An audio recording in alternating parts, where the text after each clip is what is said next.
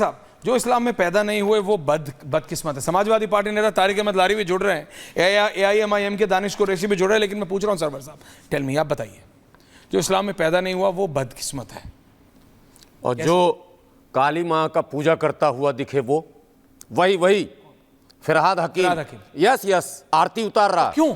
मैं अभी ला रहा हूं आपको, इसके 22 तस्वीर अभी हमारे पास आ चुके हैं फिरहाद हकीम की। मैं कह रहा हूं 222 भी हो सकती है। काली माँ की पूजा करता, मैं कह रहा हूं 222 भी हो सकता हुआ। भाई कैबिनेट मिनिस्टर है। मुसलमानों को देखिए, आपका चैनल जो एक प्लेटफॉर्म है, आप बोलिए ना लाइव, आप बोलिए शांति से। मुझे मुसलमानों को ये मैसेज देना है कि पहचान लो इस चेहरे को। प्रेम शुक्ला जी वही फिरहाद हकीम है। सरवर साहब को रखिए, बड़ा नाम। कासमी साहब कह रहे थे ये किंग है, कोलकाता का ये किंग है, दाऊद इब्राहिम के लेवल का आदमी है। सुन लो, मैं माइक पर बोल रहा हूं, कलकत्ता का गली गली घूम कर आया हूं, अभी पार्क सर्कस में मैं खुद मीटिंग करके आया हूं। इसके अंडर में ही सारे 2 नंबर के कारोबार होते हैं जिसका ये सरगना है। और हमारे मौलाना जितने उलमा हैं, इनको पानी में समंदर में डूब जाना चाहिए। ये उलमा की मौजूदगी में तकरीर हो रही है जो आप दिखा रहे हैं अभी फिरहाद हकीम की। उलमा की जमात है, पता नहीं कौन कौन सी जमात है, उन्होंने चीफ गेस्ट बुला लिया इस फिरहाद हकीम को। नहीं, इस फिरहाद हकीम को, ये कलकत्ता के पहले मुस्लिम मेयर हैं, ममता सरकार में मंत्री हैं, TMC के प्रमुख अल्पसंख्यक नेता हैं। उलमा से बड़ी हैसियत किसी की है क्या? मैं कहता हूं धर्मगुरु तो धर्मगुरु होता जहां शासक वर्ग झुकते हैं। ये कौन से लारी जी सुन रहे हैं सर? 2 मिनट। मैं कह रहा हूं ये कौन से मौलाना है, ये कौन सा गिरोह है, कौन सी जमात थी? ये बदतमीजों की जमात, जलीलों की जमात। शब्द ने अपना चीफ गेस्ट फिरहाद हकीम को बुला लिया। ये फिरहाद हकीम को बुलाकर अपनी तनख्वाह बढ़वाना चाह रहे थे। ये ममता के रहमो करम पर जीने वाले मौलाना, जो इस्लाम के दुश्मन, मुसलमानों के दुश्मन, मुल्क के दुश्मन है। सुनिए, मैं कह रहा हूं, तौकीर रजा साहब आज लंबी लंबी फेंक रहे हैं। 3 महीने तक मेरी मीटिंग इनसे हुई है, 3-4 बार मिला हूं इनसे। मैंने कहा हजरत अगर आप पॉजिटिव काम शुरू करो तो आपके पीछे लाखों मुसलमान आ जाएगा। ये तो राज्यसभा में कांग्रेस के चक्कर में थे। मैं कह रहा हूं, अब माइक पर कह रहा हूं, तौकीर रजा साहब सुन रहे होंगे, नंबर है और मीटिंग की तस्वीर भी है। मैं कोई फर्जी काम नहीं करता हूं। अभी मैं आ रहा था आपके चैनल पर, आपके स्टाफ ने पूछा कि आप तो पक्ष में होंगे। मैंने कहा नहीं, गुलाम सरवर मेरा नाम है, मैं किसी के पक्ष में कभी रहा ही नहीं, निष्पक्ष हूं। पक्ष में होता तो किसी पार्टी में चला जाता।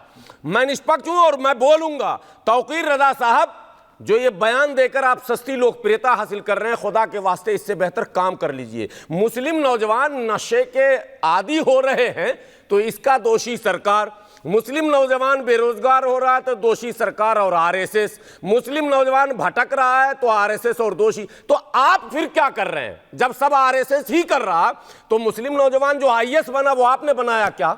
मुस्लिम नौजवान जो IPS कंप्लीट किया वो आपने क्या किया?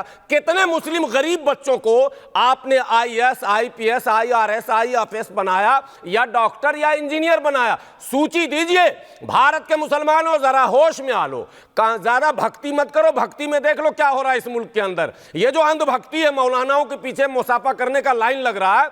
आलिमों के किरदार को जांचना पड़ेगा, परखना पड़ेगा, और ये जो अंधी भीड़ है इसे रोकना पड़ेगा। सर, ये बिल्कुल गलत ट्रैक पर लोग जा रहे हैं। मुल्क के अंदर हमेशा हम दूसरों पर इल्जाम लगा रहे हैं, भाजपा पर, कि ये पोलराइज कर रहे हैं।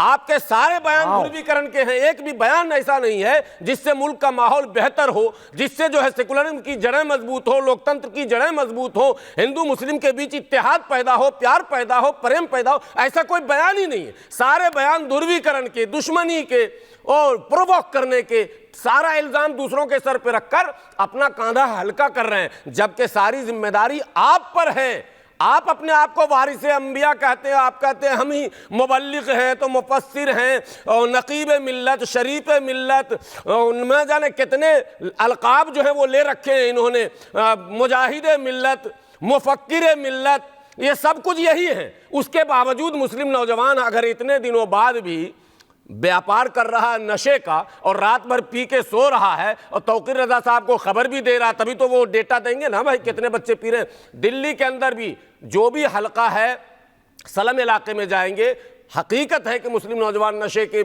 लत में है। और भी नौजवान हैं, प्रतिशत ज्यादा कम हो, लेकिन जिम्मेदार सरकार कैसे होगी ये तो समझाइए आप।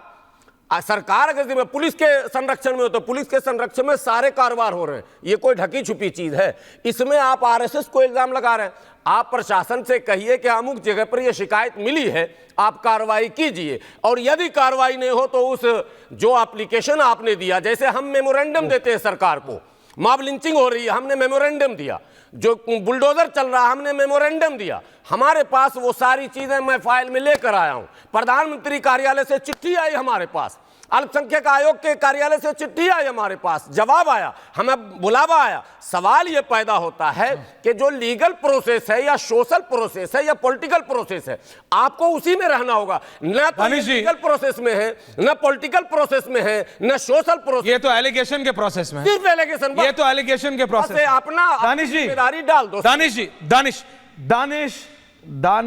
दानिश कुरैशी साहब AIMIM समाजवादी पार्टी से एफिलिएटेड है, तारिक अहमद लारी साहब, प्रेम शुक्ला साहब बैठे हैं भाजपा के। मैं पूछ रहा हूं दानिश भाई, ये फिरहाद हकीम कहते हैं जो इस्लाम में पैदा नहीं हुआ वो बदकिस्मत है। ममता बनर्जी तो बदकिस्मत नहीं है, अभिषेक बनर्जी तो नहीं है, राहुल गांधी तो नहीं है, तो किसी और के धर्म पर टिप्पणी करना कितना सही? और जो अभी सरवर साहब बोल रहे थे, ये RSS की साजिश है कि मुस्लिम युवाओं के साथ साजिश हो रही है, उनको नशे का आदी बनाया जा रहा है, मुसलमान लड़कियों को हिंदुओं के साथ भेजा जा रहा है, हिंदू लड़कों को फंडिंग की जा रही है। ये इस तरह के कमेंट सिर्फ कुछ लोगों का कहना है सस्ती लोकप्रियता के लिए, but they are harmful for the community. ये आपके और हमारे लिए, ये समाज के लिए हानिकारक है दानिश भाई।